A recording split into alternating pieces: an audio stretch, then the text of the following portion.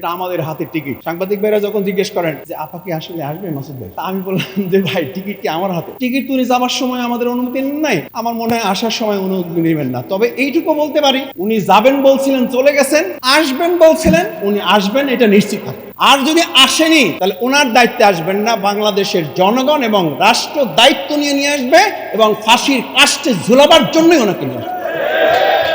একটা কথা বিবেক আমাকে খুব দংশন করে, বিশ্বাস করেন 2024-এর 5ই আগস্টের পর অনেক মেধাবীরা বিদেশের বিভিন্ন জায়গা থেকে বাংলাদেশে এসে এরকম হাত নেড়ে বলেছিল প্রিয় বাংলাদেশ সংস্কার হবে। সেই প্রত্যাশা নিয়ে চলে এসেছি, এই বাংলাদেশে কিছু একটা করতে চাই। কিছুদিন চলে না যেতেই আবার সেই লোকেরা এয়ারপোর্টে গিয়ে বাই বাই দিয়ে আমাদেরকে বলেছিল এই বাংলাদেশের পরিবর্তন হবে না, দুর্ভাগ্যজনক, সরি আমরা চলে গেলাম। বলেছে না বলে নাই? আপনি টাকা পাচার নিয়ে কোশ্চেন তুলেছেন, আমার বাংলাদেশের হাজার হাজার মেধাগুলো পাচার হয়ে গেছে, সেটা নিয়ে এই দেশের একজন রাজনীতিবিদ কথা তোলে না। আমি তো ছোট একজন মানুষ, কি করবেন মেধা দিয়ে? আপনি শিক্ষা সংস্কার করে কি করবেন? বিশ্ববিদ্যালয়ের ভাইস চ্যান্সেলর হবে সে যে কমিটির সদস্য আছে, বিশ্ববিদ্যালয় চালাবে, সভাপতি হবে সে, অধ্যাপক হবে সে, প্রমোশন হবে তার। আমরা বিশ্ববিদ্যালয়ে তখন ছাত্র, first class, first, second, third, fourth, সে টিচার হবে না। টিচার হবে কে? যার ছাত্র সংগঠনের পরিচয় আছে, সে হবে বিশ্ববিদ্যালয়ের টিচার। আমার বিশ্ববিদ্যালয়, আমি যে বাংলায় টিচার, বাংলায় যেখানে আমি ক্লাস করেছি, থার্ড ক্লাস পেয়েছে শুধুমাত্র দলীয় কোটায়। অথচ 2024 সালে আমাদের সন্তানেরা রাজপথে জীবন দিয়েছে শুধু একটা স্লোগান তোলে, কোটা না মেধা, মেধা, মেধা। আর আজকে 2026 সালে 12ই ফেব্রুয়ারি নির্বাচনে আমরা দেখলাম তারপরে প্রত্যেকটা জায়গায় আবার কোটার ভিত্তিতে পুলিশ, আবার কোটার ভিত্তিতে ভাইস চ্যান্সেলর, আবার কোটার ভিত্তিতে প্রশাসক, আবার কোটার ভিত্তিতে প্রত্যেকটা জায়গায় বাংলাদেশকে কোটার রাজ্যে এটাকে গদ্যময় করে ফেলা হয়েছে। কি সংস্কার করবেন? কি সংস্কার প্রত্যাশা করেন? শেষ কথা বলি, শিক্ষক ছাত্রকে জিজ্ঞেস করেছে শিক্ষা কি? বলছে স্যার পরীক্ষার আগে যা মুখস্থ করি, এরপর পরীক্ষার পরে যাহা ভুলে যাই তাহার নাম শিক্ষা। বলছে এটার নাম শিক্ষা না, শিক্ষা হলো তাহা যাহা জানবা তাহা করবা না, যাহা করবা তাহা বলবা না। এটা বলছি কেন জানেন? ওই শিক্ষকের এই গল্পে এখনকার একটা সমীকরণ আছে। আমাদের একজন বাংলাদেশের ফ্যাসিস্ট নেত্রী আছেন, বলেছিলেন উনি বাংলাদেশ থেকে কখনো এই দেশ ছেড়ে যাবেন না, কিন্তু আল্লাহর খাস মেহেরবানি উনি যান নাই, শুধু উনি বাইতুল মোকাররমের ইমাম সুদ্ধা নিয়ে চলে গেছে। বলছে যে জিজ্ঞেস করবা বা যারা থাকবে একটা কোশ্চেন তুলবা যে শিক্ষা সংস্কারে রাষ্ট্র সংস্কার নাকি রাষ্ট্র সংস্কারে শিক্ষা সংস্কার। আমি বললাম স্যার ব্যাপারটা কি এরকম যে আমরা ছোট সময় বলতাম যে মুরগি আগে না ডিম আগে? তো বললো যে ব্যাপারটা ওরকমই ধরো, যে শিক্ষা সংস্কারের মধ্য দিয়ে কি রাষ্ট্র সংস্কার হবে নাকি রাষ্ট্র সংস্কারের মধ্য দিয়ে শিক্ষা সংস্কারে হাত দেওয়া হবে।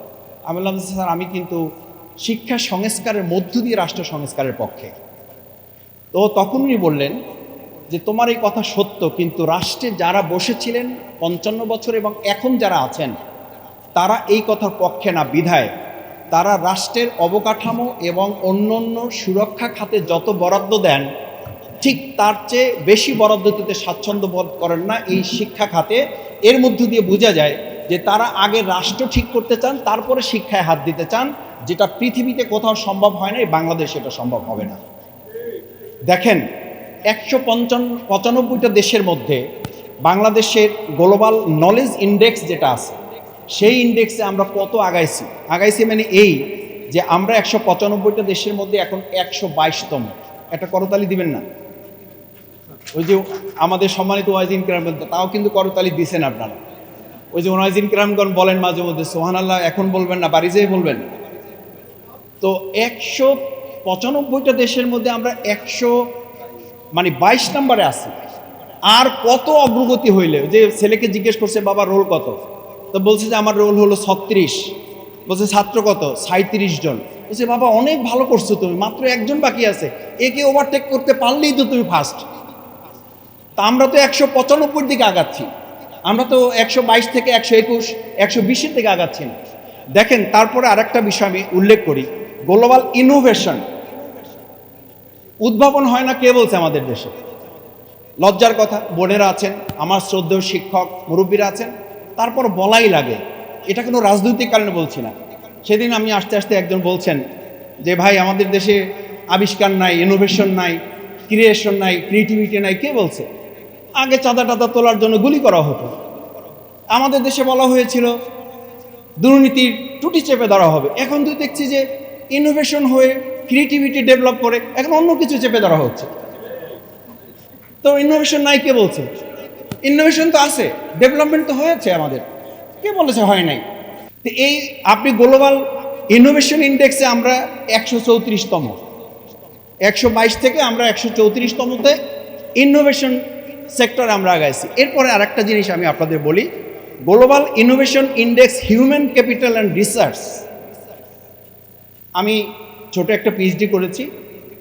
তো পিএইচডি করার সময় আমার সম্মানিত সুপারভাইজার যিনি ছিলেন উনি বলছিলেন তুমি এটা দিয়ে কী করবা? আমি বললাম যে স্যার ছোটোখাটো কিছু একটা করে তো খেতে হবে। ছাত্রজীবন শেষ করলাম, একটা ইউনিভার্সিটিতে অফার দিল, আমি জয়েন করলাম।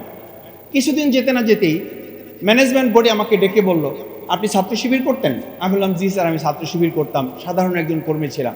বলছে ম্যানেজমেন্ট থেকে বলা হয়েছে আপনার পড়াশোনা একবারে খারাপ না, ক্লাসের শিক্ষার্থীরাও খুশি, কিন্তু দুর্ভাগ্যজনকভাবে আপনাকে সামনের কোর্সে আমরা ইনভলভ করতে পারতেছি না। আমি বললাম অনেক ধন্যবাদ, আপনি সাহস করে আমাকে এই কথাটা বলতে পারছেন এবং লিখিতভাবে দেওয়ার আগে মৌখিকভাবে সৌজন্যতা রক্ষা করে আপনার ডিপার্টমেন্ট আমাকে নিয়ে এসে এই সম্মানটুকু আমাকে দিয়েছেন, এটা আমি কোনোদিন ভুলে যাব না। উনি বললেন যে কি বললেন এটা আপনি? আমি বললাম যার আমার শিক্ষা এতটুকু আমাকে দিয়েছে। আমি একটা কথা বলি আপনাদের, আমি পার্লামেন্টে একটা কথা বলেছি, আমাদের এত লক্ষ কোটি টাকা পাচার হয়েছে, এটা নিয়ে আমরা যত না আওয়াজ তুলেছি। আমি খুবই লজ্জিত বোধ করছি যে আমি যে চেয়ারে বসে আছি আমার সামনে আমার সম্মানিত শিক্ষকবৃন্দ বসে আছেন। একেবারে আনুষ্ঠানিকতার প্রয়োজনে আমাদেরকে এক দুইজন এখানে বসতে হয়েছে। আমরা আসলে এখানে অ্যাকোমোডেশনটা খেয়াল করেছেন যে পিছনে চেয়ার দেওয়ার কোনো ব্যবস্থা নেই। আমাদের জাতির যে দুর্ভাগ্য, এটা এই রুমে আসলেও কিছুটা টের পাওয়া যায়। এই ডায়াস দেখেন, ধরলে মানে ধরে যদি আপনি জোরে কথা বলেন তো স্পিচ করে যাবে, স্পিচ থাকলে নিচে ডায়াস থাকবে না। আর একটু জোরে কথা বলে পিছনে যে মানে সংযোগ আছে সংযোগ বিচ্ছিন্ন হয়ে যায়। মানে এটা আবার জাতীয় প্রেস ক্লাব কিন্তু। তো এরকম একটা দুর্ভাগ্যজনক পরিস্থিতির মধ্যে দিয়ে আমরা এগোচ্ছি। আমি আপনাদের প্রতি দুঃখ প্রকাশ করে নিচ্ছি। সামনে যারা আছেন শিক্ষক মণ্ডলীর প্রতি আমি বিশেষ কৃতজ্ঞতা জ্ঞাপন করছি। আমাদের ইসলামী বিশ্ববিদ্যালয়ের শ্রদ্ধাভাজন শিক্ষক, তাদের প্রত্যেকের কথা শোনা দরকার ছিল। আমি আরও কৃতজ্ঞতা জ্ঞাপন করছি, হয়তো সভাপতিগুলো বলবেন, আমাদের শ্রদ্ধেয় প্রধান বক্তা ডক্টর মাহমুদুর রহমান, একেবারে বলা যায় শুরু থেকে উনি আছেন। আমি খুবই সাইকোলজিক্যাল চাপে আছি যে কত তাড়াতাড়ি প্রোগ্রামগুলো গুছিয়ে ওনাদের হাতে আমরা প্রোগ্রামটা ছেড়ে দিতে পারি। আমাদের প্রধান অতিথিও বলা যায় যে একদম শুরুতেই আমাদের মাঝে এসে উপস্থিত হয়েছে। আমরা সত্যি ওনাদের প্রতি কৃতজ্ঞ যে ওনারা কষ্ট করে নানান ব্যস্ততার মধ্যেও আমাদের আজকের আয়োজনকে সমৃদ্ধ করার জন্য এখানে সময় দিয়েছেন। আমাদের সম্মানিত সভাপতি, জাতীয় সংসদের মাননীয় সংসদ সদস্য শুরু থেকে মুরব্বী হিসেবে আমাদের মাঝে আছেন, আমরা ওনাদের কথা শুনব। আমি প্রথমে আপনাদেরকে একটা কথা বলে নেই যে আজকে যে শিক্ষা সংস্কার নিয়ে আমরা আলোচনা করছি, আমাকে আসতে আসতে আমার সাথে একজন শিক্ষক ছিলেন, তো উনি আমাকে কোশ্চেন করেছেন যে তুমি কথা বলবে? আমি বললাম হ্যাঁ স্যার, আমি তো একটু সুযোগ পাবো, হয়তো আমাকে দিতে পারে সময় কুলালে।